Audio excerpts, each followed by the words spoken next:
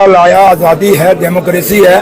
Democracy में हर आदमी को राइट है और हिंदुस्तान के आइन की यही खूबसूरती है कि हर आदमी को बोलने का हक है।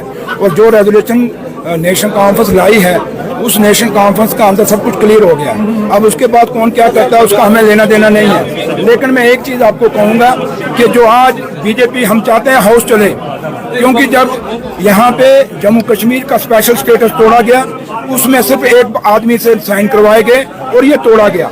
और जब आज हम कह रहे हैं तो ये हाउस कह रहा है, एक आदमी नहीं कह रहा, कोई इंडिविजुअल नहीं कह रहा, उमर साहब ने खाली नहीं कह रहे, फारूक साहब अकेले नहीं कह रहे, ये कौन कह रहा है? ये जम्मू कश्मीर की असेंबली कह रही है और मेजॉरिटी से वहाँ ये रेजोल्यूशन पास हुआ है।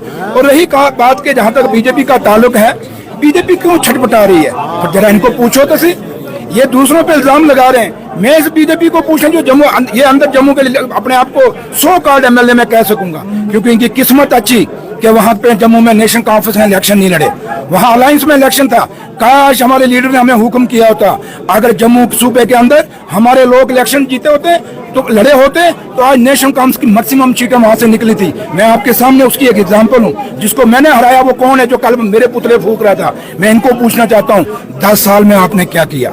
10 साल में आपने जम्मू के साथ धोखा किया, जम्मू के लोगों का धोखा किया, जम्मू कश्मीर का तो किया ही किया। जिस जम्मू की ये बात करें मैं उस पर जवाब दे रहा हूँ आपको। ये जम्मू के साथ इन्होंने धोखा किया।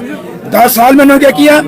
जहाँ पे बजरी का रेट का रेट कितने में ट्राली मिलती थी, आज कितनों में मिल रही है? एक गरीब आदमी मकान नहीं बना सकता, क्योंकि ये इनमें सारे माइनिंग के ठेकेदार हैं। इन्होंने जम्मू कश्मीर के दरिया बेच दिए, जम्मू की खड्डें बेच दी पंजाब के लोगों को, और हमारी आज बजरी रेता हमारी महंगी हो गई है। क्रैशर इन्होंने अपने इनके घरों में क्रैशर लगे हुए हैं, जिन क्रैशरों के ऊपर जाली क्रैशर लगे हुए हैं।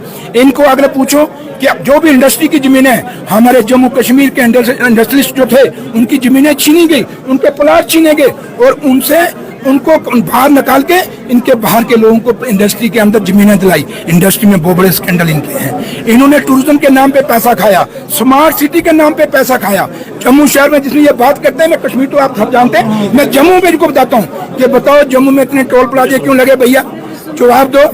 जम्मू के लोग नहीं चाहते टोल प्लाजा हो, आपने क्यों नहीं हटवाए? इनको पूछो कि जम्मू जितनी रिक्रूटमेंट हुई सर्विस सिलेक्शन बोर्ड की सब पे स्कैंडल हुए, आज तक किसको सजा मिली? क्यों नहीं सजा मिली? कभी इस पे ये बोले? 10 साल में मैं मुबारकबाद देता हूँ अपने लीडर फारूक अब्दुल्ला साहब और उमर अब्दुल्ला साहब को, जिन्होंने 10 साल बाद बीजेपी को सड़कों पे उतारा, वरना ये सड़कों पे आना ही भूल गए थे, ये मेज छपाना ही भूल गए थे। इनको पूछो जम्मू कश्मीर के इन 10 सालों में कितने लोग मिलिटेंसी में मारे गए? एक बार भी आपने जम्मू शहर बंद किया? एक बार भी आपने धरना दिया? जम्मू कश्मीर के अंदर और खासकर जम्मू के अंदर कितने बेरोजगार बच्चों ने बीजेपी के त्रिकुटाना ऑफिस के बाहर नारे लगाए, डेली वेज उन्होंने लगाए। सुनिए, कभी बीजेपी सड़कों पे उतरी? कभी इस तरीका बोली? किसने रोका था भैया इनको?